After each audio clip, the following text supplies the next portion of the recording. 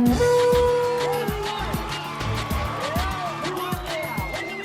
evening. I'm Manu Kaiyama, and welcome to another set in the series of sovereignty discussions. Tonight, I'm really happy to have as a guest on our show Dr. Larson Ng.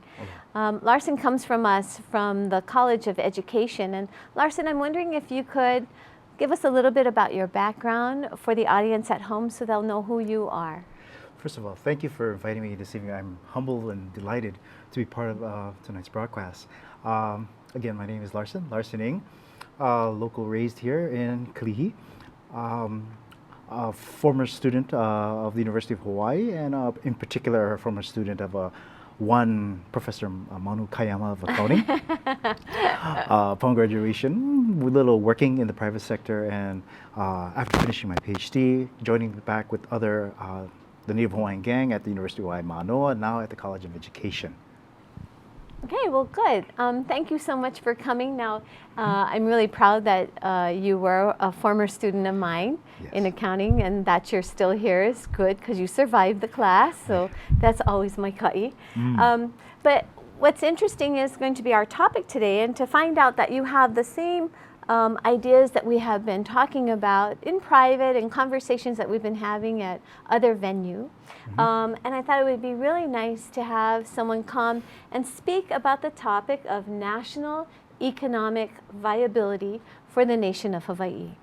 Okay, so national economic viability for the nation of Hawaii. In other words, it's the topic that people want to discuss, but for some reason or another, find that they are afraid to. So basically, what's been happening lately in the news, as everybody knows, is OHA has been making some moves to look for federal recognition through the United States of America. And they have been moving towards that. And while they do that, as they attempt to have federal recognition from the United States of America, there still is a discussion that needs to be had, and that is, how would a nation survive? Okay, now, I think you and I have talked about the idea of federal recognition, and that puts you into one category. The category of that nation is really tribal. And that category, basically Department of Interior is going to determine what you can and cannot do. So looking at the idea of national economic viability from that perspective, we're really, really limited in what we think we could or could not do. However, if we look at an independent nation of Hawaii, that conversation is endless. Yes. I think one of the things that preclude people from even having the conversation is fear. And the problem with that is if we don't have the conversation because we're afraid of the idea of being an independent nation, then we will be ill-prepared when that day comes. So it really is irresponsible of us not to have the conversation. So you're on the show, and we are going to talk about just that topic. So, okay, so could Hawaii survive on its own? I mean, that's a very general question. What are your thoughts on that? Well, the pure and simple answer to this question is yes, of course.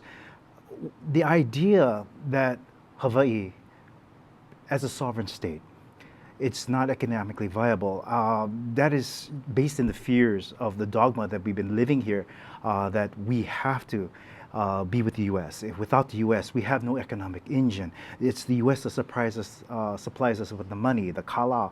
But those are just dogma. I mean, that might have been true at a certain time, in a near past. But today, no. I mean, the way how things are going like that, the opportunities from how I see it, I'm one, as obvious, a proponent that Hawaii could not only survive, but in using your words, thrive, if it was given an opportunity to exercise its own political sovereignty. Right, right.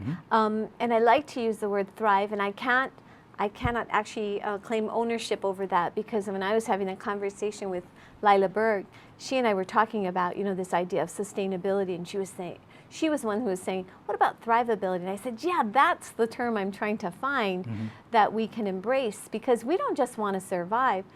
We really want to thrive as a nation. And I honestly believe with all my heart and soul that of course we could do that. So I think that the first step is getting our general public to acknowledge that fact that we have, if we stop looking at the negative and start highlighting the positive aspects of Hawaii being in the middle of the Pacific, our strategic location, our natural beauty, our natural resources and other resources, there is an opportunity for Hawaii to survive and thrive as an independent nation.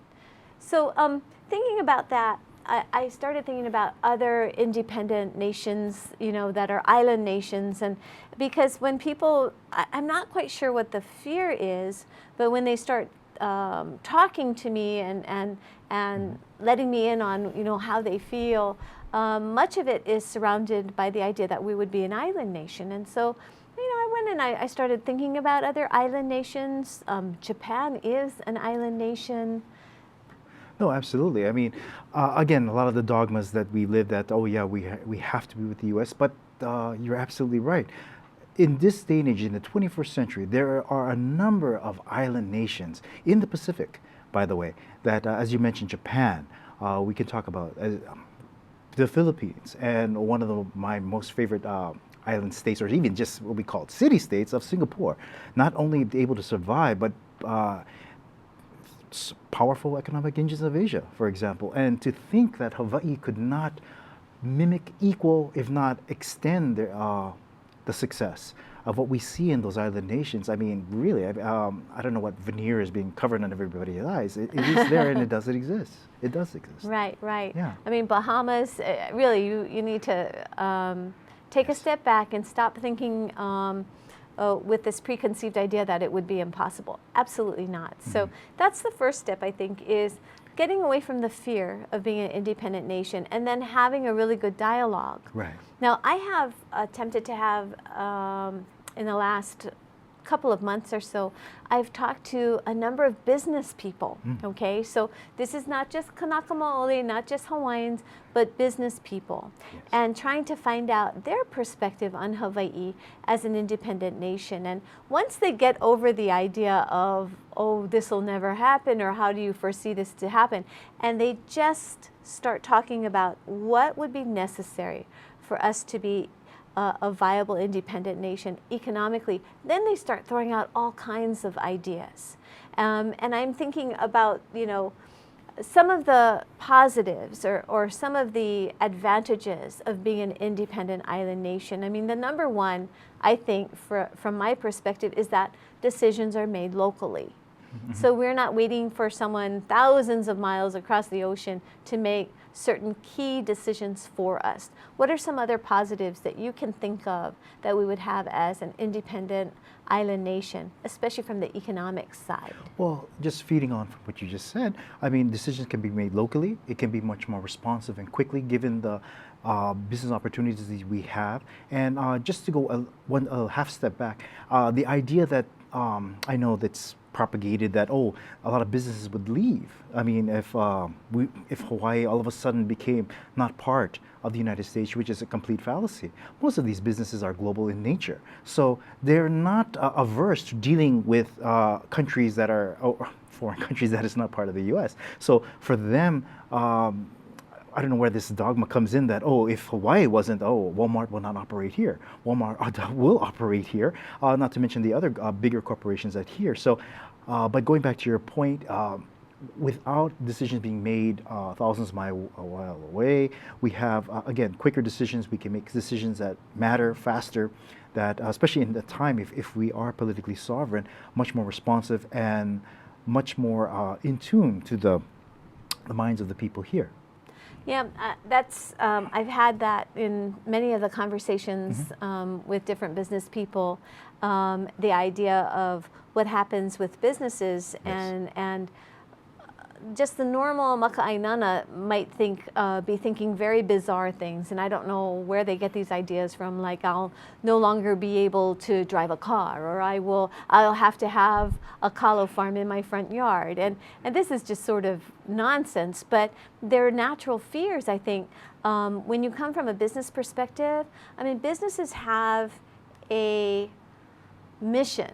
And their mission is driven by the bottom line. Yes. And so because Hawaii becomes an independent nation doesn't mean that automatically all of these businesses will leave. Now, quite frankly, personally, I'd love for some of them to leave. Sure. Because I find them to be a little offensive.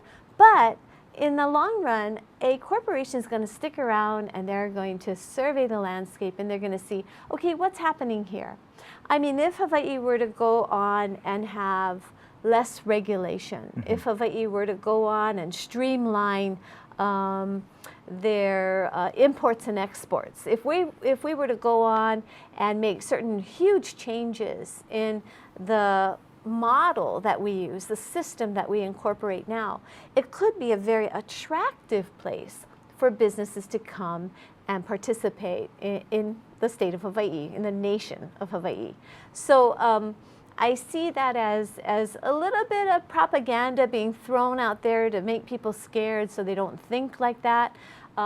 If in the long run businesses feel like it's just, it's too tricky, it's too risky, they will leave and we'll tighten up, We don't really have the time or the inclination in this show to get into the law side, but some of the laws, of course, that have been bantered around is the Jones Act, which for our people at home requires that all goods that are shipped to Hawaii be carried on an American carrier. Okay, so of course the problem with that is that things that could come directly to us and be cheaper for you and I end up being more expensive, sometimes 2 times, 3 times the cost, because they have to go and they have to land somewhere on the continental United States, switch carrier and be put onto an American carrier and then come to Hawaii. So this is one of the discussions that people have. It's a common discussion about that type of law where as an independent nation we would be able to, axe it. What do you think about other effects of having commerce to Hawaii as an independent nation? Well, exactly what you just said. I mean, businesses will make business decisions. And the bottom line, when it comes down to it, as long as profit is not zero, they're going to do business. Now, granted, the proponents who don't believe in a sovereignty would like to think that, well, there's going to be a lot of political instability. That may or may not be true. However, that's going to be counterbalanced. Like if in a Hawaii sovereign state, they will no longer be shackled by whatever federal regulations that exist that prevents their operations from happening. So they're going to have to weigh it out. Now, with these federal regulations, like for example, you mentioned the Jones Act. If that's not there, definitely things might actually be cheaper as they come over here. So again, back to that dogma, thinking that, businesses will leave, we will have nothing, is just pure fantasy. And again, a lot of these businesses, I would agree with you. I wouldn't want to see all of them here, but for those that a business that we do need, again, it's as long as there's money to be made, as long they're not shackled by regulation, as some of them are probably shackled right now with the current existing federal regulation, they will continue to do so. They're just going to follow the bottom line, as you said. So it's part of those myths, and like even to go to your first point, for the common people, for people in Hawaii in general, afraid of the idea that, or just falling into the trap of the dogma that we couldn't be because we would lose whatever we're going to lose. Federal subsidies. Exactly. But going back to why that feeds into that fear, also the conscientization.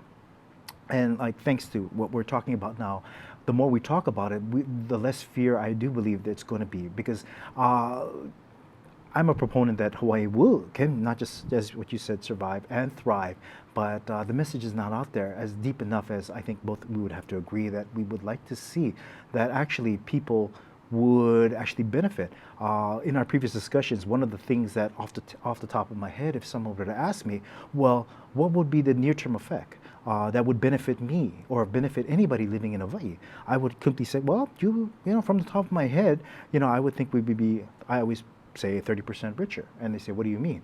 Well, just remember, 30% of your pay gross is FICA tax. Suppose you don't have to pay that. Suppose you don't have to pay FICA tax. You're 30% richer overnight. You pay the existing tax to the national government of whatever Of Hawaii. of Hawaii. But other than that, I mean, businesses will find themselves more money in the pocket. So again, it's more complex than that. I understand, but people don't know that. You know, the dialogues need to be discussing amongst everyone to show that no, it's not something feeding into the dogma. There is possibility, there is chance, and the more we talk about it, the less fear, the less suspicion there will be. I mean, again, I do believe we can thrive. Yeah. And I agree with that. I mean, building on that, if we look at local businesses or national businesses or international businesses that have bases here, you know, that have their businesses set up here in the islands, they need to start being involved in the dialogue. I mean, I don't believe that they cannot look at Hawaii and all of this national discussion and consider themselves and make the mistake of thinking that they are separate from this discussion. They have really should be involved in that discussion and putting forward ideas to help make this place more sustainable, to help make this place more profitable. They'll have ideas because they've been in the game for a long time. And they'll say, look, if you really want to attract businesses here, then you should do A, B, C, and D. Now, that being said, I wouldn't want to live in a nation that's driven by the businesses, because I think one of the advantages that we would have as having our independence, and when that day comes, the advantage is that we can then again reevaluate how we run our economic base, and we can now instill our Kanaka Maoli values, which have always been marginalized and pushed to the side. So it means looking at what is the ramifications of this type of business, or is this cruise ship polluting in our islands? Yes. Well, they can't do that anymore, and they're not just going to get a $200 slap on their wrist, but we are going to severely curtail that bad behavior. So things like being able to really look at types of businesses that have gotten away with in the past not being pono in our aina, and saying, no, if you want the benefit, you know, it really is a benefit of doing business here, and if you want to make money here, you also have to be pono in your actions, and you also have to be, you know, conscious of what you're doing and how you're doing it. So I think that's a great opportunity too, to rewrite that script and to make these businesses become more socially conscious and more Hawaii conscious on our own value system level. Does that make sense? Oh no, it definitely makes sense. And again, being politically sovereign, we have that opportunity to turn back. It's kind of funny. I mean, we hear in the last 10 years, Hawaii needs to be more sustainable. We need to be more sustainable. Kind of funny. We were sustainable before everyone started coming here. It's kind of ironic. Yeah, that's They're right. screaming for sustainability. But I would tend to agree with you. Under the current power structure and the political authority as it be, we're not able to do that. However, in an independent, vibrant, independent state, we have an opportunity to really go back to where Hawaii was the beauty of the Pacific, as the other Pacific Islands also were. And through the law structure that we have, and not going into the law structure, we can instill within what laws of the new body politic that is created the true value of Native Hawaiian, Kanaka Maoli culture in harnessing, pulling the best, the no pollution, returning Hawaii to its beauty and its steady state as it once was. And I would agree with you, under the current regime, it's not possible, but possibilities do exist if and when that time comes. Right. Under the current regime, it is not possible. No. But if we were to have our nation, the sky's the limit. And I think that opportunity people need to really embrace that. And I mean all people living here and call Hawaii their home. Sure. That the idea that the sky's the limit, you know, that we could redo the mix. The mix does not have to be heavily dependent on tourism and military, you know, or on government. Yes. We can redo that mix. We can make Hawaii and we can support those types of business, you know, models that do embrace our Hawaiian values and do take care of Hawaii and do bring back Hawaii to its former glory. Yes. And I think that's very possible. It's impossible right now, and I don't believe the legislature has basically, you know, failed in that regard. And just imagine, I mean, could you ever imagine revamping the whole legislature, you know, and how we make laws? I mean, if there isn't a racket, that sure is the racket, because I don't know if you've ever been involved where you have to go testify and you are pro something or against something, and you find out about, you know, the measure and that they're going to be having a hearing maybe a day before, and you have to take off work and you have to scoot down there and you have to find parking, and then you go and you testify, and the representatives are there sitting there listening to you, and they're not really listening to you because they've already settled this, you know, their vote in the back doors before they even came in. It's just embarrassing. So to me, it's like, if we were to, but when we get to that point, for us to be able to look at everything critically and to be able to make things better for the people of Hawaii, I think that opportunity, who would give up that opportunity? That's fabulous, and we should go for it. It's funny that you mentioned. I actually hear people on the U.S. mainland who's screaming for a reset button in D.C. themselves. I mean, but because the powers that be, they're stuck in the ways, and of course, as you mentioned here in the local legislative process here, we're kind of stuck with the powers that be, the corruption, if you'd like, that we already live. So the point, I'm sure even for the people involved, they would love to see it change, but unfortunately, even for the people involved, it's not possible. I mean, under the current power structure and the body politic that we're already in. So to address your point, yeah, definitely. I would even think it's kind of ironic that perhaps they were not going to say it, but people within who did, like, you know, these who power. I mean, there's nothing they can do unless a reset button. But you know, but right, for even them, they they're are in a caught position. in that. That vicious they can't really trap. escape. Yeah, Right. and like that. Yeah.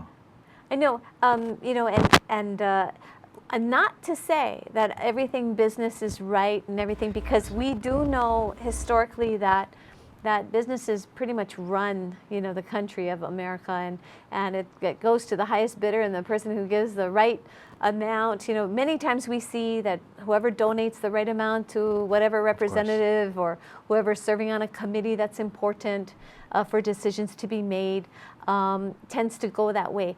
But knowing this, we can create a government, we can create the system that acknowledges that and doesn't allow those kinds of abuses to take place. So businesses will have to learn to play by our games. But that being said, I still believe that if a business can make $1, they will be here. Of course. You know, they may have to sacrifice their, you know, under the table donations. They may have to sacrifice. There are other things they may have to sacrifice. They won't be able to get the prime piece of lot, or they won't be able to build their building 500 stories high. There will be limitations, but I guarantee you that businesses, knowing what drives them, doesn't mean that they'll say, oh, well, then we don't even want to be in Hawaii. We don't want to have anything to do with Hawaii. There's too much regulation that supports Hawaiian values we're not interested in. They're the ones that'll lose out. So I do support and believe that our government will have to have a good handle on that and make sure that we don't fall into the trap that we see other countries in when it comes to big corporate business. No, I mean, I echo that sentiment entirely. In my, I mean, it's just my view, but my opinion alone, if we are to reset, when the question comes, to what extent should businesses exercise their say in the political process? This is where I kind of diverge with a lot of, and I model my views from the last Great Schism. If we remember how in the U.S. when it was created, it was very clear. The big schism in government at that time was a separation of church and state. prior to the inception of the United States. In the new system that we can create, to address your point, I would even go so far to, as the new body politic is created, measures are put in to separate clearly the interest between business and the body politic. Now, it's not to say businesses don't have their say. They're going to have other ways that they can make their voices heard, but to lessen the influence as we see today. I mean, as you mentioned, I mean, businesses can get laws passed, by a quick phone call. That type of activity, unfortunately, in the current body politic, cannot be reversed. But if we reset, if Hawaii is to create a new body politic, I believe this is a good, rare opportunity, and it can be the model for the rest of the planet, because the rest of the planet, the governments, a lot of businesses way over influence into their governments and to the detriment of their own people. So Hawaii, if we lead the way, we can actually be that beacon and saying, look at the model that has been created out in that Pacific. They actually, whatever, I mean, of course, it's beyond me to say what it should be. It should be a collective effort, what we determine as a people of the new nation. But to make clear that how businesses, you're going to operate on this side of the fence, the body politic, though will take what your concerns seriously, but a separation of powers. You will not influence in any shape or form the decisions of the body politic, which, again, we Malama Aina, we Malama people first, not Malama business first. I mean, granted, I'm not saying we alienate business by no means, but again, the interest of the, pre-contact Kanaka Maoli values, that's where it can be really instilled in. Excellent point that if we can make that division, we can perpetuate that, because I think, as you can see, business has great sway here, and it's deviated the way how we did things in the past to how it's done today. Correct. Yeah. Well, that's actually the end of our show, and that went so fast. And of course, this is a topic that we need to take up with the broader community. We need to remember that talking about our national economic viability is an important topic to have. We can't be afraid of it. Yes. It's irresponsible of us not to discuss it.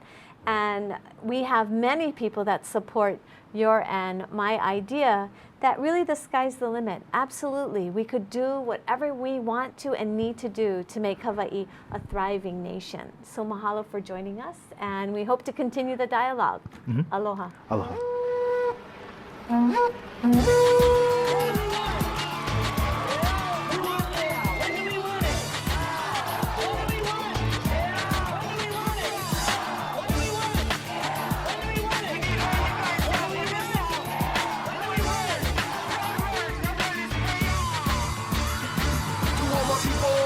What you want? Hawaiians, tell me what you need. Trying to take what the Kanaka Maoli got, just to satisfy the government's greed. Hawaiians, tell me what you want. Kanaka Maoli, tell me what you need.